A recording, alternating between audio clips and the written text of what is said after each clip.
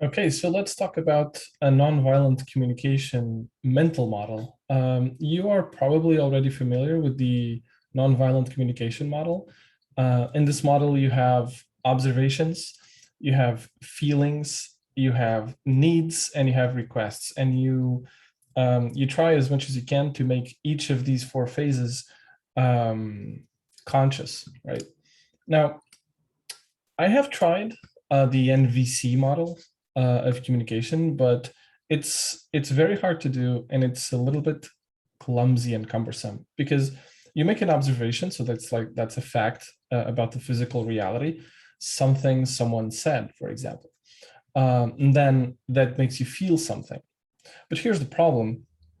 I think there's a gap here, and this is the first, I guess, criticism I would make to NVC, or I guess the first improvement rather that I would make to the NVC, traditional NVC model, is that something happens and you feel something, there's a step missing here. And this is the interpretation. So when something happens or someone says something, you interpret, you make an interpretation of that event. And depending on the interpretation that you make, then different feelings will arise. And I think it's important to have this middle piece there, and to be conscious of the interpretations that you're making, because different interpretations will make you feel different things. Then the third and fourth step of the NVC model is needs and requests. So you have to identify needs that you have. So if the feeling is negative, you're frustrated or angry, or whatever feeling you're dealing with, then you have a need probably for the opposite, or at least to be neutral. And then you make a request in a non-violent manner to the person who said something or who did something that made you feel in a negative way. Now, the problem with this is that I think the needs are fine. It's like you have needs for your boundaries not to be violated, and when they are, that's when you feel bad, or when you think they are. It might just be an interpretation that is not accurate. You feel bad. But I'm not sure I entirely agree with the requests part. I think that for healthy communication, requests are not a necessary part of the process. Sometimes they are, sometimes they're not. So let me give you my own mental model of nonviolent communication, which has been working great for me. And I think it has been working great for other people I teach it to. So in NVC, we have observation, feelings, needs, requests. And I change it. I think hopefully I improve it to observations of physical reality. So something happened. You made an interpretation of what happened. That interpretation generated a feeling, and then you just declare the interpretation that you made and how that made you feel. So we would have observations of physical reality, interpretation of what that means to you, how that interpretation made you feel, and then you just declare, just say, this happened, this is the interpretation I made, and this is how it made me feel. So let's go over an example. Someone says, someone tells a joke about you. So someone is kidding with you. So the observation, like the physical fact of reality, is that person said that joke. It wouldn't be accurate to say that person made fun of me, because made fun of is an interpretation. It might be correct, but it also might not. So it's important to distinguish what is an interpretation of reality and what is reality itself. This is, by the way, something very important in the scientific method as well, to avoid judgment, to avoid labeling something. Instead, you just convey the physical reality neutrally. So an example could have been, that person made a joke about me. Now, my initial interpretation could have been, that person is trying to make me feel small. That's an interpretation. But another possible interpretation is that person is trying to make me feel happy because it's a joke. And another interpretation is that person is trying to make me feel happy. He's trying to, to be humorous.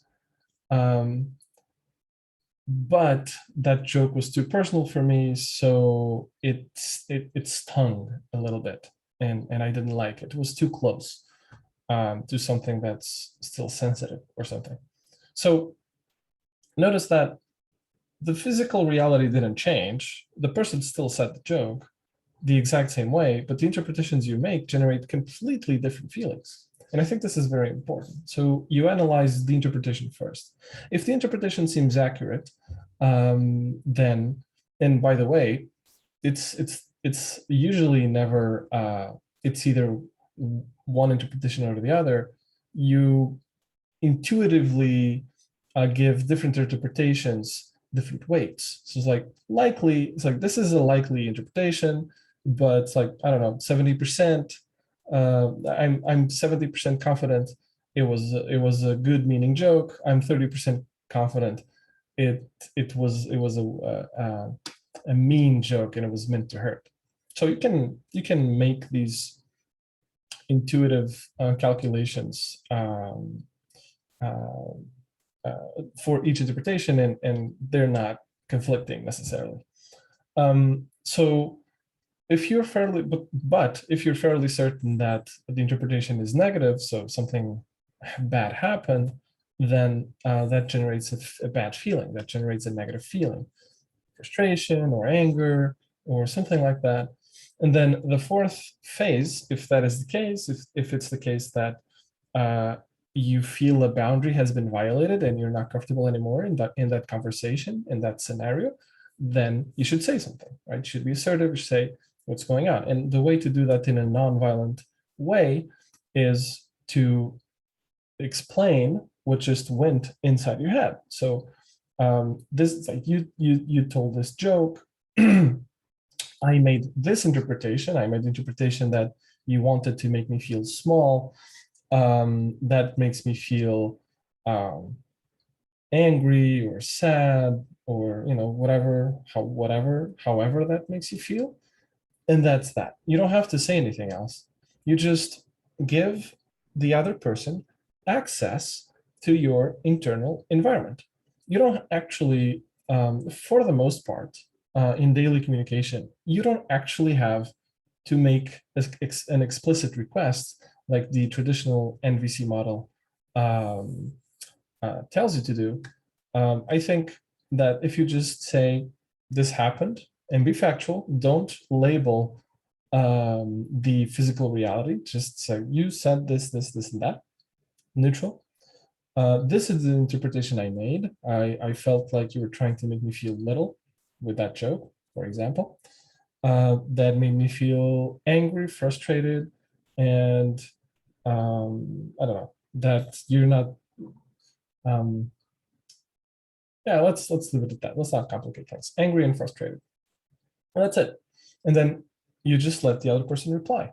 And, if the other person is indeed, not a very good friend of yours, he or she might continue to make further jokes or try to say something like, oh, it's no big deal, you're being too dramatic, it's like some kind of excuse.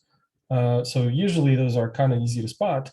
But however, if that person does indeed care about you, what usually will happen is like, I'm really sorry, I didn't want to make you feel that way, and this was not my intention with that joke. And of course that person may be lying, and you just accept what the person says. But if it happens again, then obviously that would maybe make you feel something different. Like, it's like the third time you make a joke about me, and it makes me feel bad. and you keep doing it, and I've called you out on it, and I keep doing it. So, as time moves forward, you can see if the behavior of that person changes or not. And that's how you become a little bit more confident if that person truly respects you or not.